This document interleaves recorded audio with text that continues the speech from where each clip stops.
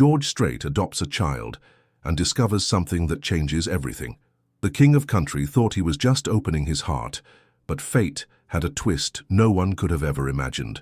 The silence in the sprawling San Antonio ranch felt heavier than usual that October morning. George Strait stood in his music room staring at the wall of platinum albums and awards that chronicled 5 decades of country music dominance. At 70 years old, he should have been basking in the satisfaction of a career that redefined an entire genre. Instead, an inexplicable emptiness gnawed at his chest like a persistent ache. More than 60 #1 hits, he whispered to himself, his weathered hands tracing the edge of his favorite Martin guitar. Over 100 million albums sold worldwide. They call me the king of country. But what's a king without a kingdom that matters? The morning light streaming through the windows caught the dust motes dancing in the air, and George couldn't help but think about how everything eventually settles, everything eventually falls. Even legends, even kings. His reflection in the guitar's polished surface showed a man who had aged gracefully, but carried the weight of questions he'd never expected to face. The touring had slowed down significantly after his farewell tour, though he still performed select dates. The ranches were thriving, his marriage to Norma stronger than ever after 53 years, and yet something fundamental felt missing. The sound of boots on hardwood broke his reverie. Norma appeared in the doorway, her silver hair catching the light, her eyes holding the same warmth that had captivated him since their college days. She studied his face with the knowing gaze of a woman who had weathered every storm alongside her husband. "You're doing it again," she said softly, settling into the leather chair across from where he stood. "Doing what?" George asked, though he already knew the answer. "That thing where you stare at your achievements like they're supposed to explain why you're here. Honey, we've been married long enough for me to know when something's eating at you." George set the guitar down and walked to the window overlooking their property. Cattle grazed peacefully in the distance, and the Texas landscape stretched endlessly toward the horizon. Everything a man could want, yet the hollow feeling persisted. "I keep thinking about legacy," he admitted. "Not the music legacy, that's set in stone. I mean real legacy. What happens when the music stops? When the lights go down for good?" Norma rose and joined him at the window, slipping her hand into his. "George Harvey Strait, you've touched more lives with your voice than most people touch in 10 lifetimes. Your songs have been the soundtrack to love stories, heartbreaks, celebrations, and healing for millions of people. But that's just it." George turned to face her. "I've been the background music to other people's lives, but what about our own? We lost Jennifer when she was just 13. Bubba's grown up with his own family. The house feels too big, too quiet. I feel like I've spent so much time being George Strait the performer that I forgot how to just be George." The pain in his voice was raw, unguarded. Norma had seen him vulnerable before, but this felt different. This felt like a man reaching the end of one chapter and terrified of the blank pages ahead. Before you continue reading this incredible journey of discovery and transformation, we'd love to hear from you. Please subscribe to our channel if this story is touching your heart, and let us know in the comments what you think will happen next. We're so grateful to have you with us from wherever you're watching. Whether you're in Texas like George or anywhere else in the world, your support means everything as we share these powerful stories of hope and family. "Remember when we talked about having more children?" Norma asked quietly. "Before Jennifer's accident changed everything?" George nodded, the memory both precious and painful. "We were going to try for one more. Then life had other plans." "Maybe life still has plans for us," she suggested. "Different plans than we expected, but plans nonetheless." 3 days later, George found himself standing in front of the Children's Hope Center in downtown San Antonio, questioning how he'd allowed Norma to convince him to attend their annual fundraising event. The building was modest, but well-maintained, with colorful murals painted by the children covering the exterior walls. The sounds of laughter and voices drifted from the open windows. "Mr. Strait, thank you so much for coming," gushed Margaret Chen, the center's director. She was a small woman with kind eyes and the slightly frazzled appearance of someone who devoted her life to caring for others. "The children are so excited to meet you. Well, most of them anyway." George adjusted his signature cowboy hat and forced a smile. These events had become routine over the years. Show up, shake hands, sign autographs, write a check, and leave feeling like he'd done his good deed. But today felt different. Today felt like he was looking for something he couldn't name. The main recreation room buzzed with activity, as 37 children ranging in age from 5 to 17 gathered around. Most rushed toward him with the enthusiasm typical of kids meeting a celebrity, but George's attention was immediately drawn to a small figure sitting alone in the far corner.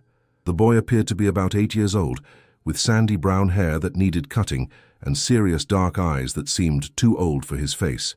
He wore a faded Superman t-shirt and clutched a worn notebook against his chest. While other children clamored for George's attention, this boy remained perfectly still, watching with an expression that wasn't quite recognition or disinterest. It was something else entirely. "That's Tommy," Margaret said, following George's gaze. "He's one of our newer residents. Been with us about 6 months now." "What's his story?" George asked, unable to look away from the quiet child. Margaret's expression grew somber. "Lost both parents in a car accident on Interstate 35. No other family that we could locate. The accident was devastating. They were on their way to Dallas for some kind of special event when a drunk driver ran a red light." George felt something twist in his stomach. "How's he adjusting?" "It's been difficult. Tommy rarely speaks beyond basic necessities. He's clearly intelligent and shows remarkable musical aptitude, but he's completely withdrawn.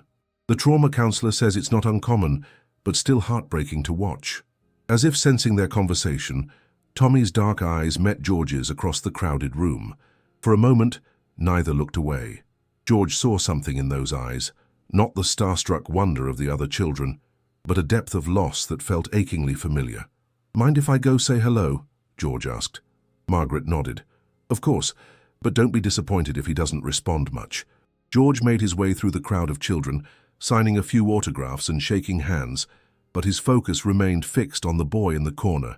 When he finally reached Tommy, he lowered himself into a nearby chair, bringing himself to the child's eye level. "Hey there," George said gently. "I'm George. What's your name?" Tommy studied him for a long moment, then opened his notebook slightly. George caught a glimpse of pencil drawings, musical notes, guitars, and what looked like song lyrics written in a child's careful handwriting. "That's some impressive artwork," George continued. "Are you a musician?" For the first time, Tommy spoke, his voice barely above a whisper. "My mom was." The simple statement hit George like a physical blow. The past tense, the quiet acceptance of loss in such a young voice, the way Tommy held that notebook like it contained everything precious in the world. "She must have been very talented," George said carefully. "What kind of music did she play?" Tommy's grip tightened on the notebook. "Country music. She said it told stories about real people doing real things." George felt his breath catch. "Your mom sounds like a wise woman. What was her favorite song?" Tommy hesitated, then whispered, "Amarillo by Morning. She played it every day." The recreation room seemed to fade away. George's own song, one of his biggest hits, had been this child's daily soundtrack. The cruel irony wasn't lost on him. His music had brought comfort to a family that was torn apart while traveling to see him perform. Without thinking, George removed his cowboy hat, the same one he'd worn to countless performances, award shows, and significant moments of his life. He gently placed it on Tommy's head, where it sat comically oversized, but somehow perfect. "This hat has been on a lot of stages," George said quietly. "Maybe someday you'll be on those stages too." Tommy's eyes widened slightly, the first spark of emotion George had seen from him. The boy's hand reached up to touch the brim of the hat, his notebook falling open to reveal more drawings and what appeared to be ticket stubs carefully taped to a page. "Can I see what you've got there?" George asked gently. Tommy hesitated, then slowly turned the notebook toward him. George's heart nearly stopped as he saw 2 concert tickets dated 6 months ago, his show in Dallas. The same show he'd performed the night he later learned about a family that never made it to the venue. But what happened next would change everything George thought he knew about destiny, purpose, and the mysterious ways that music connects human souls across the deepest valleys of loss and hope. George stared at those concert tickets with a mixture of awe and devastating comprehension. The date stamped in bold black letters seemed to burn into his retinas. October 15th of the previous year, Dallas American Airlines Center. He remembered that show vividly. It had been one of his better performances, the crowd energetic and responsive. He'd even done 3 encore songs because the audience wouldn't let him leave the stage. "Tommy," George's voice came out rougher than intended. "These tickets were your parents coming to see me perform?" The boy nodded slowly, his small fingers tracing the edge of the ticket stubs with reverent care. Daddy bought them for Mama's birthday. She cried when she saw them. Happy crying, not sad crying. Tommy's voice grew even quieter.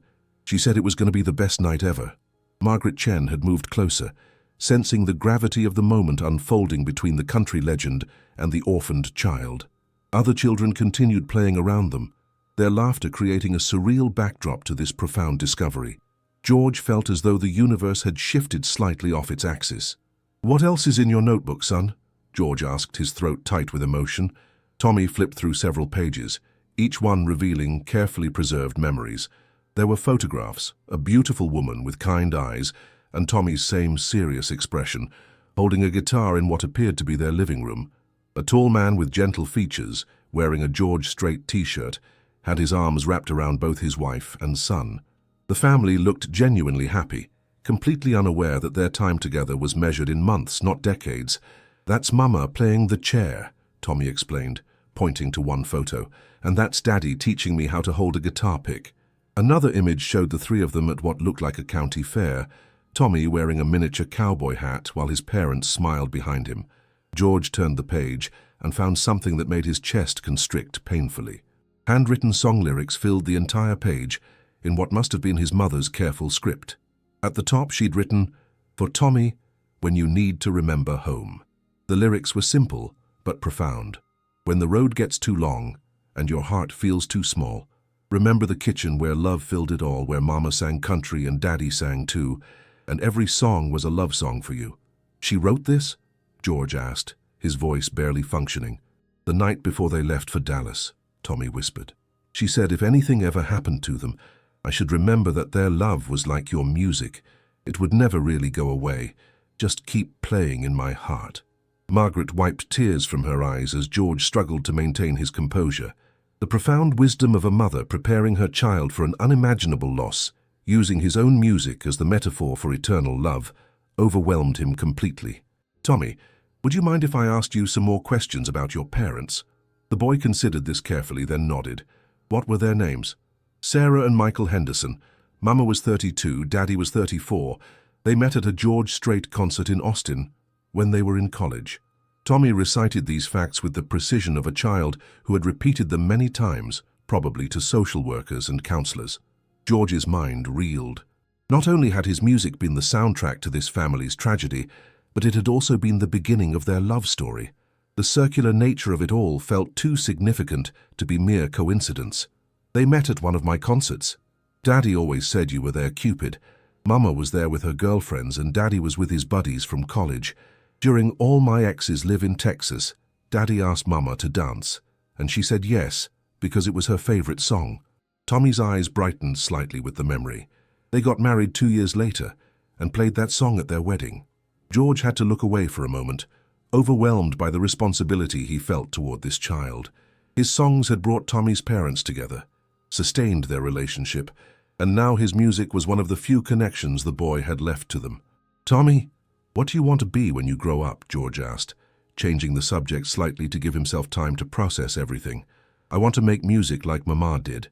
She said music was like a bridge that connected hearts across any distance, even when people weren't together anymore."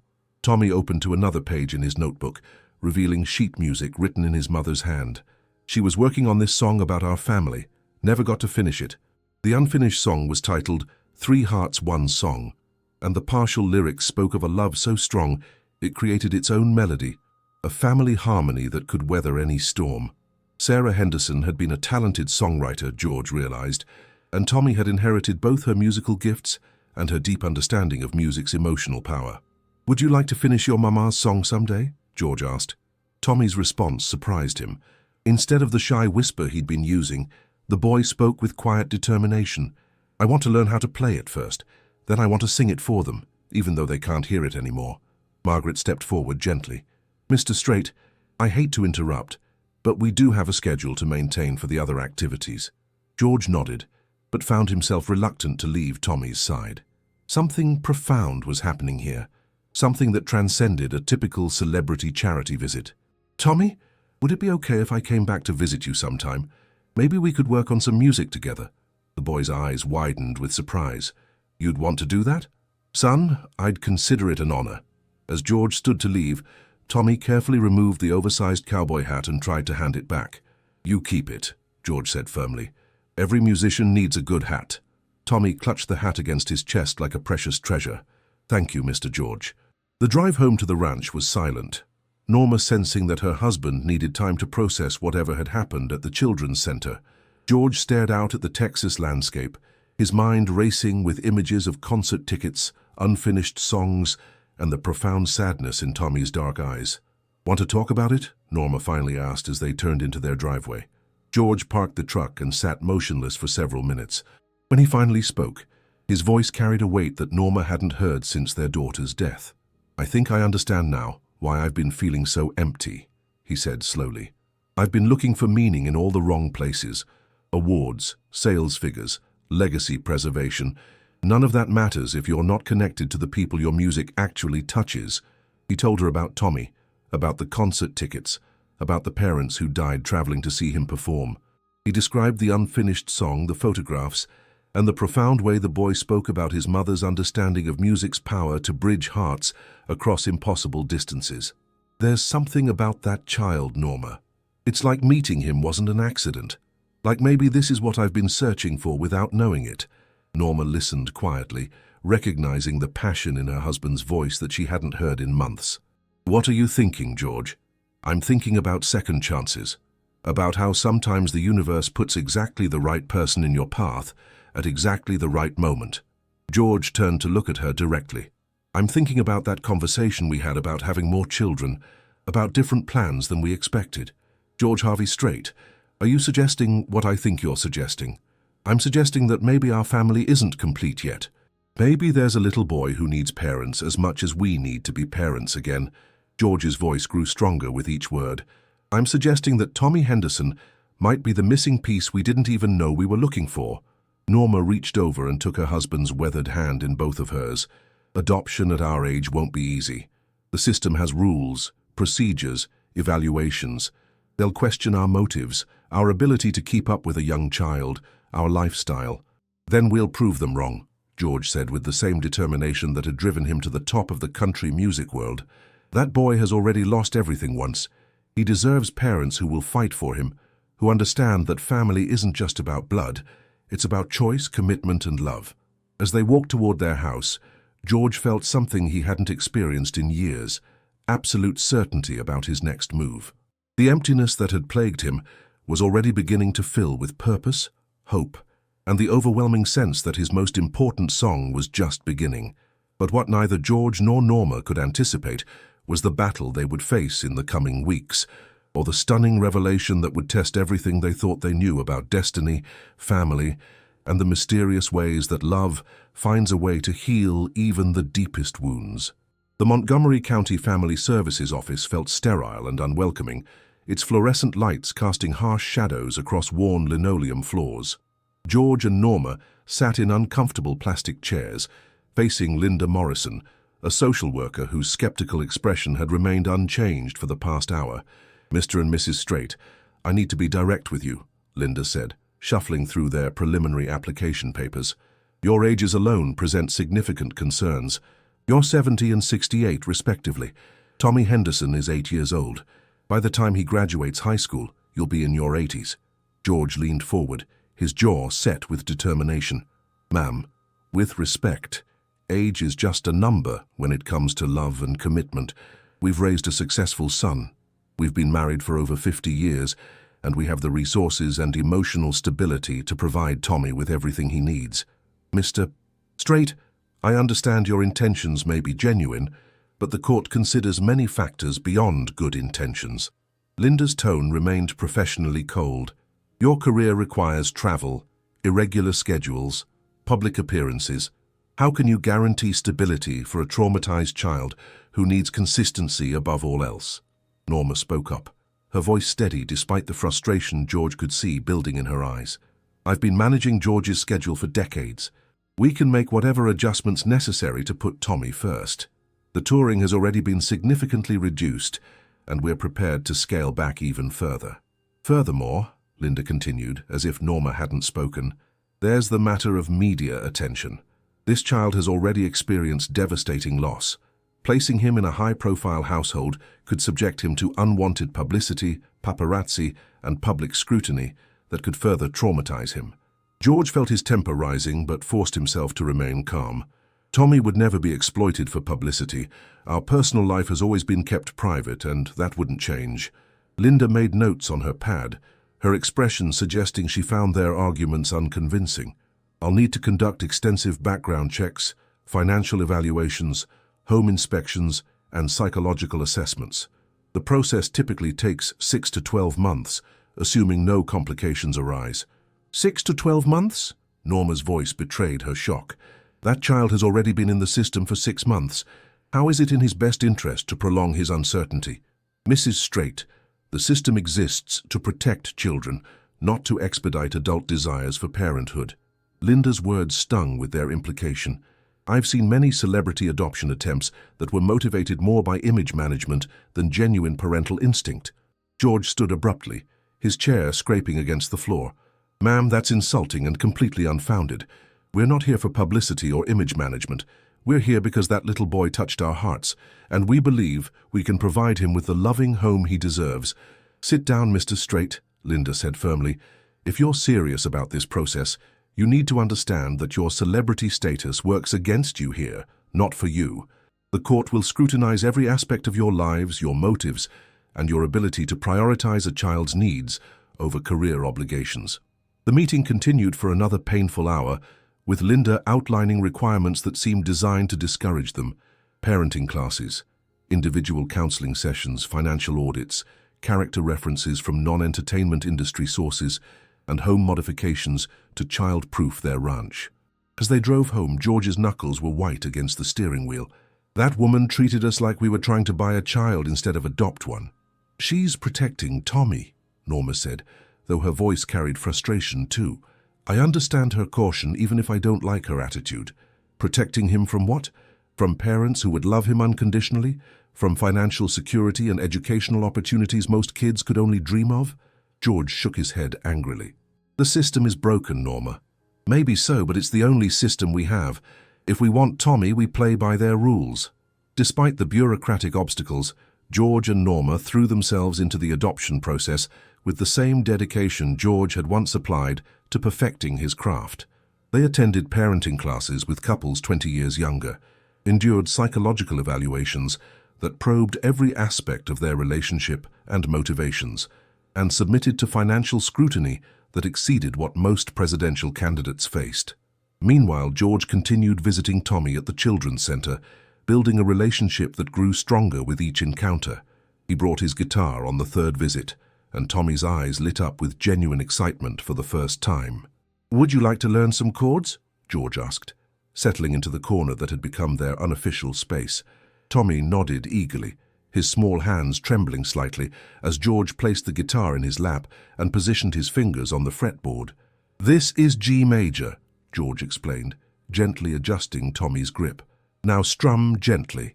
The sound that emerged was imperfect but beautiful, a child's first step toward musical expression.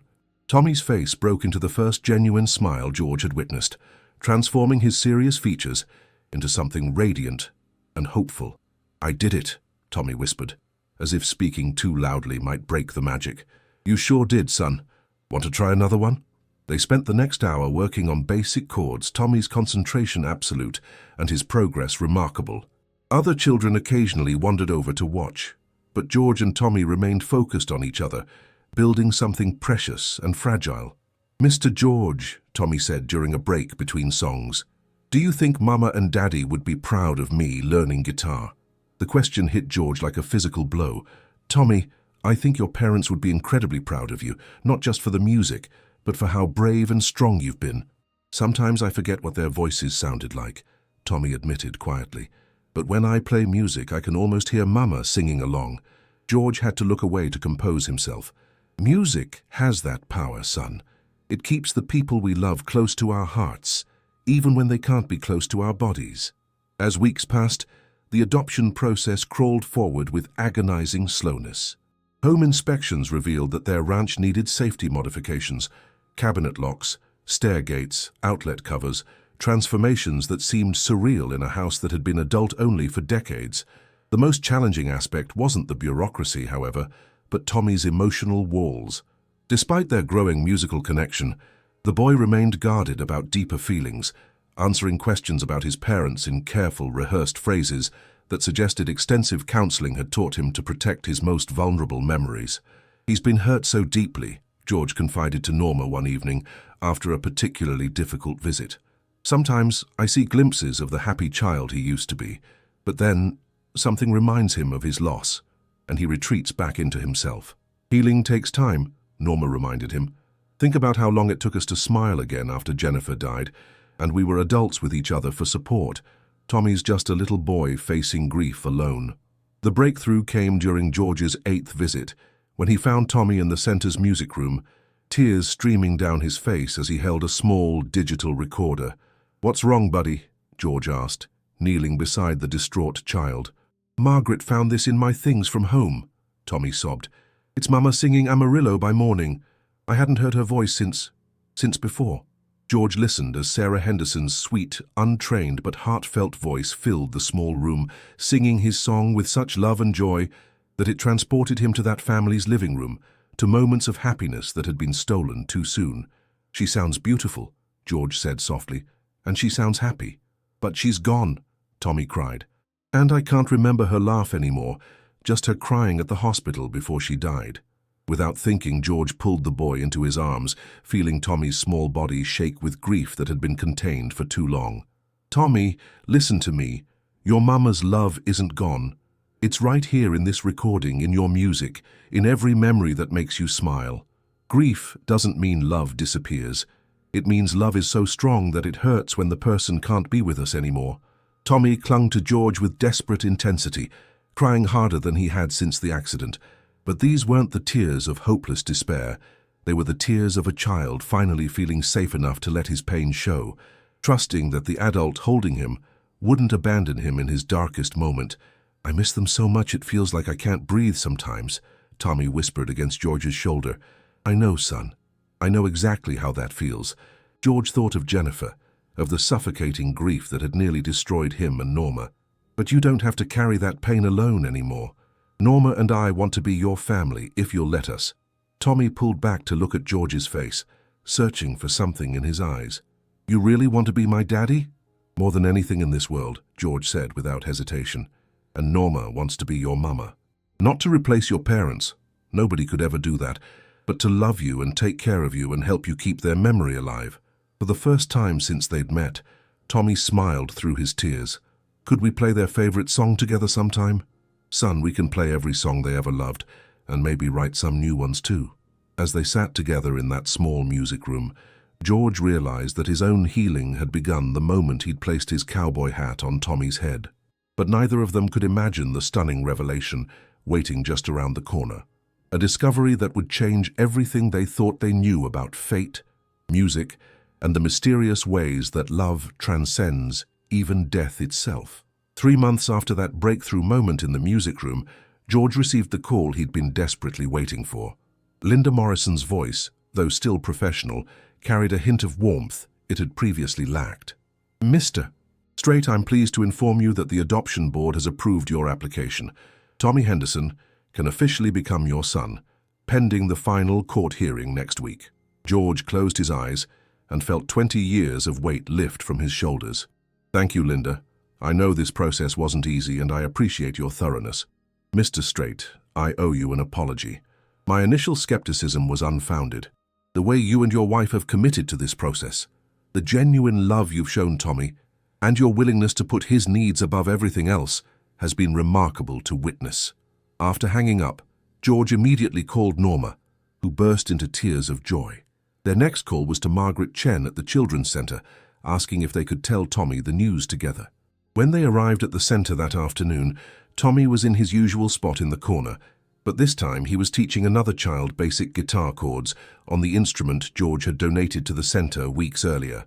"Tommy," George called softly, "could we talk to you for a minute?" The boy approached them with the cautious optimism that had gradually replaced his earlier withdrawal.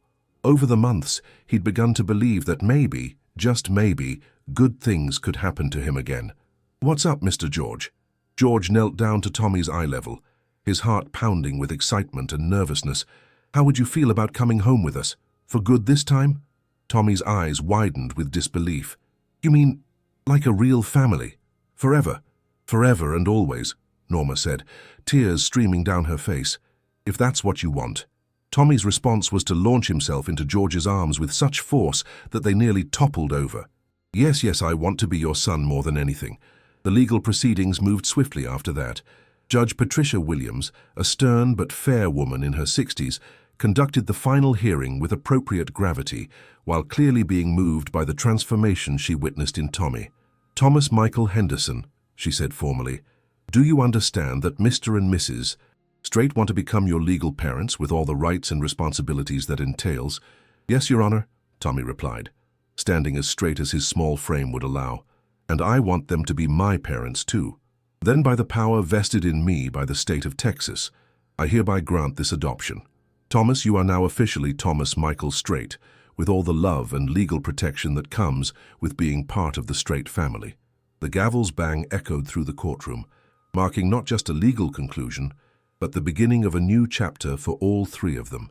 Tommy, now officially their son, cried happy tears as photographers captured the moment for what George insisted would be the only public documentation of their private joy. Moving Tommy into the ranch proved easier than anyone had anticipated. The boy adapted to his new environment with remarkable resilience, choosing a bedroom that overlooked the pasture where George's horses grazed. He spent his first week exploring every inch of the property, marveling at the space and freedom after months in the children's center. "It's like living in a cowboy movie," he told Norma one morning over breakfast, "except the cowboys are my new parents." The first few months of official family life were filled with small miracles and daily discoveries. Tommy thrived in his new school, where his teachers reported remarkable academic improvement and growing social confidence. His musical abilities flourished under George's guidance, and their evening guitar sessions became the highlight of both their days. But their peaceful family routine was interrupted by an unexpected visitor on a humid Tuesday morning in July. Rick Jameson, a slick music industry executive George vaguely recognized from various Nashville events, showed up at their ranch unannounced, driving a flashy sports car that looked completely out of place against the rustic Texas landscape. "George, great to see you, buddy," Rick called out with forced familiarity as George approached from the stables. "Got a minute to discuss a fantastic opportunity?" George's instincts immediately went on high alert. In his 5 decades in the music business, he'd learned to recognize predators from a mile away, and Rick Jameson reeked of opportunism. "What can I do for you, Rick?" George asked curtly, not inviting the man inside. "It's more about what I can do for you," Rick grinned, pulling out a leather portfolio. "I've been following your adoption story, and let me tell you, it's pure gold. Heartwarming, authentic, with built-in emotional hooks that audiences will eat up." "Excuse me?" George's voice dropped to a dangerous low register. "Think about it. The king of country's greatest hit, Adopting Love. We could do a documentary, maybe a concert special, featuring you and the kid performing together. The merchandising opportunities alone would be massive. T-shirts, coffee table books, maybe even a made-for-TV movie." George felt his blood pressure rising with each word. "You want to exploit my son for entertainment?" "Exploit? George, come on. That's harsh. I'm talking about sharing an inspiring story that could touch millions of lives while generating substantial revenue for everyone involved." Rick's smile never wavered. "The kid's got talent, right? This could launch his career early, set him up for life." "My son is 8 years old. He's not launching any career except maybe learning to ride a bicycle without training wheels." Rick laughed as if George had made a joke. "You're thinking small, my friend. This story has Oscar potential. Imagine little Tommy presenting you with a Grammy for Best Country Album while the audience ugly cries. The emotional impact would be unprecedented." "Get off my property," George said quietly, his tone more menacing than if he'd shouted. "Now, hold on, don't be hasty. I'm offering you a chance to turn your personal happiness into professional triumph. Not many people get opportunities like this." "I said get off my property before I call security." Rick's demeanor shifted slightly, his sales pitch becoming more aggressive. "George, you're making a mistake. This story's going public whether you cooperate or not. Wouldn't you rather control the narrative than let tabloids run wild with speculation?" "Are you threatening me?" George stepped closer, his famous Texas charm replaced by something considerably more dangerous. "I'm offering you a business proposition, but if you're not interested in profiting from your own story, others will be happy to tell it without your input." That's when Tommy appeared around the corner of the house, his school backpack slung over his shoulder, clearly having just gotten home from his first day of second grade. He stopped short when he saw the stranger, arguing with his adoptive father. "Dad," Tommy called out hesitantly. "Is everything okay?" The word Dad hit George like lightning, but Rick's eyes lit up with calculated interest as he studied the child who'd become the center of this potential gold mine. "You must be Tommy," Rick said, immediately switching to an artificially warm tone. "I'm Rick Jameson, and I think you and your dad could become very famous together." Tommy instinctively moved closer to George, who immediately placed a protective arm around the boy's shoulders.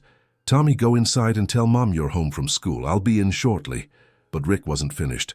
"Tommy, how would you like to be on television? Maybe perform with your dad in front of thousands of people. You could be the most famous kid in America." "I don't want to be famous," Tommy said quietly, his voice carrying a wisdom that belied his age. "I just want to be a regular kid with a regular family." George felt a surge of pride at his son's response, but Rick pressed on with the relentless persistence of a man who saw dollar signs instead of human beings. "But think about how your story could inspire other orphaned children. Think about the good you could do by sharing your experience." "My experience isn't for sale," Tommy replied with startling maturity, "and my parents aren't going to let anyone hurt me ever again." The absolute trust in Tommy's voice, his complete faith that George and Norma would protect him from anything and anyone, crystallized George's resolve into something unshakable. "Rick, you have 10 seconds to get in your car and leave, or I'm calling the sheriff." "You're making a huge mistake, George. This story's worth millions, and I'm offering to share those millions with you. The only mistake would be treating my son's life like a commodity." George's voice rose with controlled anger. "Tommy's story isn't entertainment. It's not content to be packaged and sold.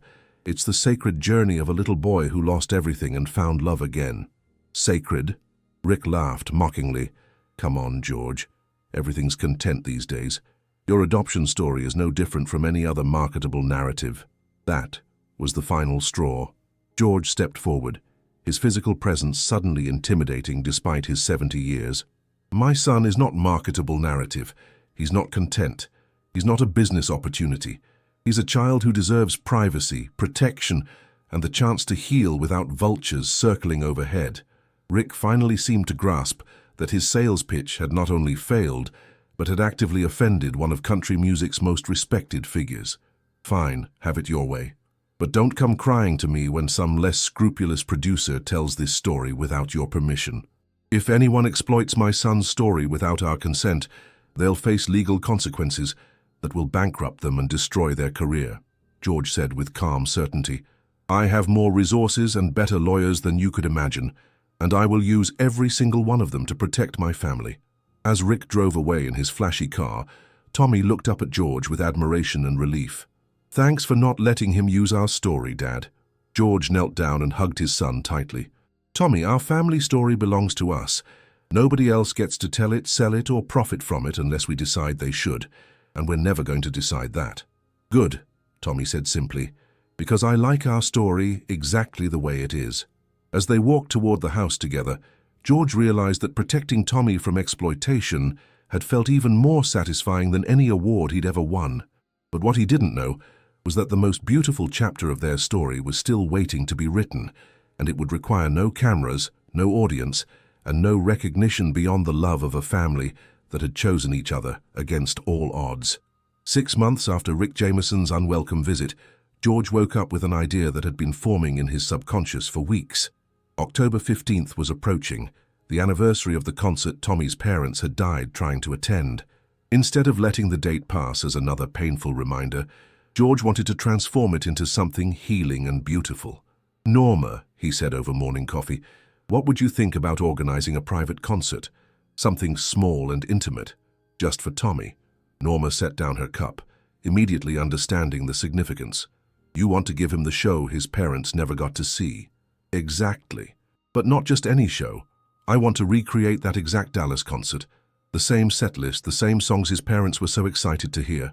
George's eyes brightened with the kind of creative energy Norma hadn't seen in years. We could set it up in the barn, invite a few close friends and family, make it special without making it public. Tommy had grown tremendously in the 8 months since the adoption was finalized. His smile came easier now. His laughter rang through the house regularly, and his guitar playing had progressed to the point where he could accompany George on several songs. The nightmares had largely stopped, replaced by dreams about music, horses, and the secure feeling of belonging somewhere forever. But George had noticed that Tommy still carried his parents' memory with careful reverence, speaking about them in hushed tones, as if afraid that talking too loudly might make their memory fade. The anniversary of their death was approaching, and George wanted to honor that grief while also celebrating the love that had created it. "Tommy," George said that evening as they sat on the porch watching sunset paint the Texas sky, "I've been thinking about your mom and dad lately." Tommy looked up from the guitar he'd been quietly strumming. "Me too. The anniversary's coming up. How do you feel about that date?"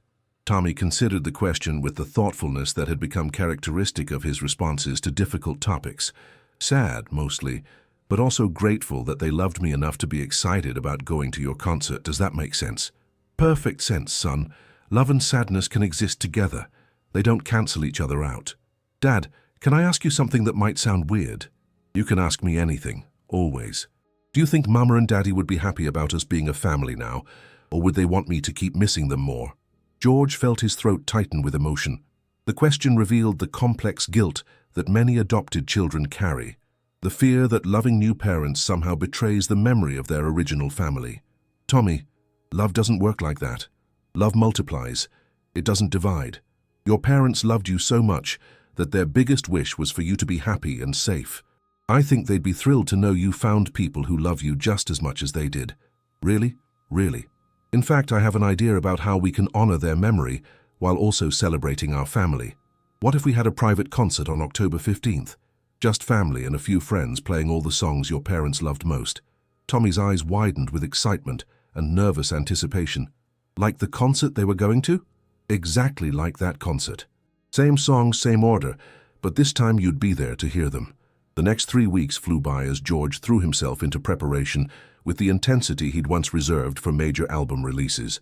He contacted the musicians who'd been with him on that Dallas tour, explaining the significance of the event. To a man, they volunteered their time without hesitation.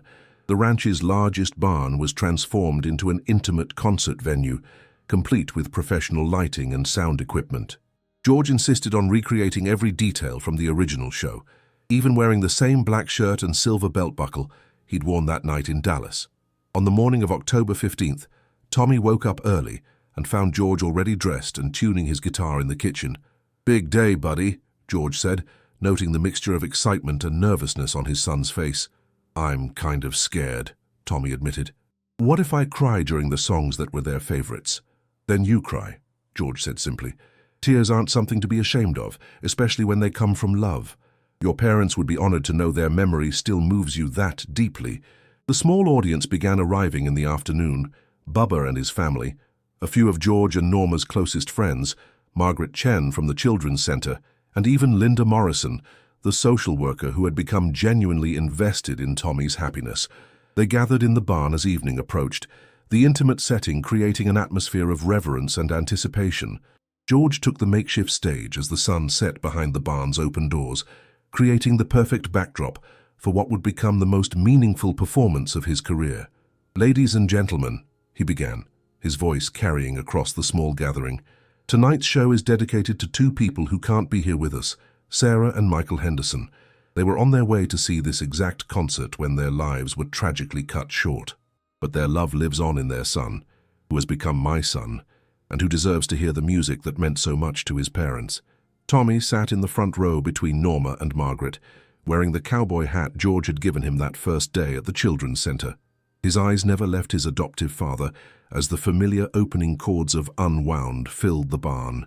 Song after song, George poured his heart into the performance, but his focus remained entirely on Tommy. He watched as his son's expression shifted from nervous anticipation to pure joy, mouthing the words to songs his mother had sung to him, tapping his feet to rhythms that had filled his childhood home. When George reached "All My Exes Live in Texas," the song that had brought Tommy's parents together, he paused and looked directly at his son. Tommy, your mama and daddy fell in love during this next song at a college concert 24 years ago. This one's for them, and for the love story that made you possible. As the familiar melody began, something magical happened. Tommy stood up from his seat and began singing along, his young voice blending perfectly with George's seasoned baritone. The audience was transfixed as father and son shared the song that had started it all, their voices creating harmony that seemed to bridge past and present, loss and love. But the most powerful moment came when George announced the final song of the evening. This last one was Sarah Henderson's favorite song, and she played it every single day. Tommy, would you come up here and help me with Amarillo by Morning? Tommy walked to the stage without hesitation, picking up the small guitar George had bought specifically for this moment. As the opening notes began, he found his voice stronger and clearer than it had ever been. Amarillo Morning up from San Antone, everything that I got is just what I got on. Father and son sang together, their voices weaving a tapestry of memory, healing, and hope that left not a single dry eye in the barn. But the most stunning moment came at the song's conclusion, when Tommy stepped to the microphone and spoke from his heart. Thank you all for being here tonight to remember my first parents, Sarah and Michael Henderson. They loved music, they loved each other, and they loved me so much that they wanted to share their favorite singer with me. Tommy's voice grew stronger with each word. I know they can't be here, but I also know they'd be so happy that I found a new dad who loves music as much as they did. He turned to George, tears streaming down his face but his voice steady and sure. Dad, thank you for not just giving me a home, but for helping me keep Mama and Daddy's love alive through music. Thank you for showing me that having two families who love me doesn't make me half of anything. It makes me twice as blessed. George knelt down and embraced his son as the small audience erupted in applause that had nothing to do with entertainment and everything to do with witnessing the power of love to heal impossible wounds. Later that evening, after the guests had left and the equipment had been put away, George, Norma, and Tommy sat on the porch swing, looking up at the Texas stars that seemed brighter than usual. Dad, Tommy said sleepily, leaning against George's shoulder, do you think we could do that concert again next year? Make it like a tradition to remember them. I think that's a beautiful idea, son. We can make it an annual celebration of love that continues even when people can't be with us anymore. Norma smiled and pulled both her boys closer. I think Sarah and Michael Henderson would be so proud of the young man you're becoming, Tommy. And I think they'd be grateful to know their son found his way to parents who understand how precious he is. As Tommy drifted off to sleep between his adoptive parents, George reflected on the journey that had brought them to this moment. He'd started this chapter of his life feeling empty and searching for meaning. He'd found it in the most unexpected place, in the eyes of a grieving child who needed exactly what George and Norma had to give. The music industry would continue without his constant presence. Awards and accolades would fade into history, but the love of this family they'd created through choice, commitment, and shared healing would endure forever. Tommy stirred in his sleep and mumbled, "Love you, Dad. Love you, Mum." "Love you too, son," George whispered back, knowing that these were the words that mattered most, not the lyrics that had made him famous, but the simple expressions of love that made him a father. As the Texas night settled around them, the STRAIT family sat together under stars that had witnessed countless stories of heartbreak and healing. But tonight, they shone particularly bright, as if the universe itself was celebrating the completion of a love story that proved some songs never end. They just find new voices to carry the melody forward. The King of Country had found his greatest hit, and it had nothing to do with charts or sales figures. It had everything to do with a little boy who called him Dad and meant it with his whole heart.